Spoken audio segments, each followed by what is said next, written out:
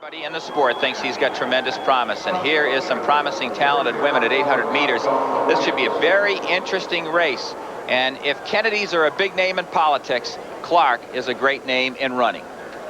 And there you see number 114, Hazel Clark, all the way on the inside lane, only 19 years old, but what a great family history of running. Her sister Joetta, many-time national champion, Olympian for the United States, will be trying to make the Olympic team yet again. And this woman has the fastest time in the country this year for a collegiate athlete at just over 2 minutes and 5 seconds. And just a freshman, no less, and she'll occupy the inside lane for the women's 800 meters. 4 laps around this beautiful 200-meter track. I like what Hazel Clark says. She says, yes, I have the fastest time, but since I'm a freshman, I'm still the underdog. So you figure out that point of view. But she says she feels no pressure. Qualifying times went between 2:07.3 and 2:09. Keep an eye. I'm looking forward to watching this woman named Dawn Williams out there. She's on the outside right now, wearing number 18. Let me correct myself, from Arkansas. It's Little Rock, Arkansas. She's not down with John McDonald's team. And the woman is from the Commonwealth of Dominique. Population 71,000 people in the Caribbean. Paid her own way to junior college, and she ran brilliantly in her heats. And look at it, it's the 2 people right up there that we're kind of got our eye on here, Craig, showing the way. That's a tough decision for Hazel Clark. Hazel Clark likes to lead and has run her best races from the front. But as you said, Dawn Williams in the qualifying went to the front and no one ever caught her. So she's obviously wants to use that same strategy again. As you said, ran for Riverside Community College. They were 60.1 seconds by the 400 meters, and this woman's got good speed. They both can run 54 low, 54 seconds low. I'm talking about Hazel Clark and Dawn Williams. But I think it's going to be strength that's going to make the difference in the second quarter, Larry, because a 60-second quarter for people that can only run 2:06 or 2:07 is going to lead to lots of trouble on the last lap.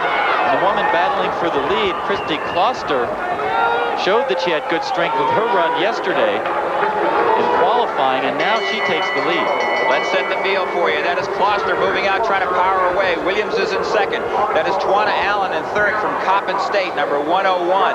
And back in 5th place and struggling is Hazel Clark. She is having a tough time. We see Georgetown moving up there.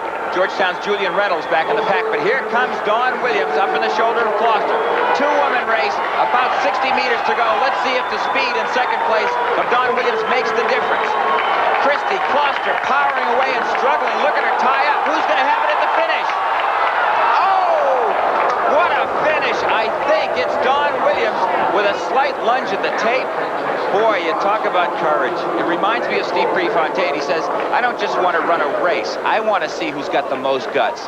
What a great finish, Craig. A lot of guts on both sides. Kristi Kloster, who had 2 calf surgeries and really is just coming back from that, showed tremendous savvy in terms of a race strategy by taking the lead, trying to get away from the speed and the finishing kick of a Dawn Williams.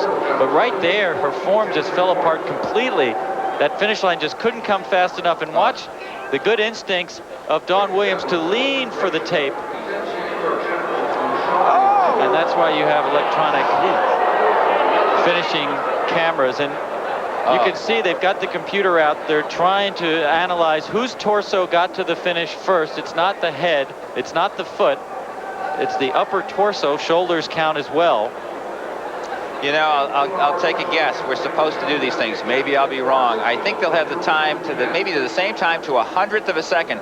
But I thought Williams just got there by, you know, the width of the clothing, I guess. It was that close a race. What a, you know, if you ask the 2 of them, sometimes they know. Sometimes they know. Maybe Lewis can give us a feel for what's going to happen. Lewis, can you find out if they think someone won? Well, I don't know. These 2 ladies are still sort of waiting on us. Kristi, tough race at the end there. Tell me what you think happened. Who do you think got this one? I'm not sure. I couldn't tell. I was a little fuzzy at the end. Don, what do you think? I don't know. I just had one last burst of energy. Hope it paid off. I'm not sure. Let's take a look at the monitor and check the replay. Looks real close. Don, you closed very well there at the end. Oh, my. And now we see a copy of the photo finish. Still trying to figure it out. I imagine right now what you really want is a glass of water, huh? Oh, yeah. Oh, yes. I'm so tired. Congratulations to both of you. Thank you. thank you, Lewis. It's too bad both couldn't have gotten championship medals. Don Williams was declared the winner. Kristi Kloster did get second, and Julian Reynolds from Georgetown got third. They've just announced a change again in the women's 800 meters. That's Kristi Kloster, and she is declared the winner after further review of the photo tape. Her margin of victory over Don Williams, 3/1000ths of a second. I mean, that's unbelievable. Give awards to both of them.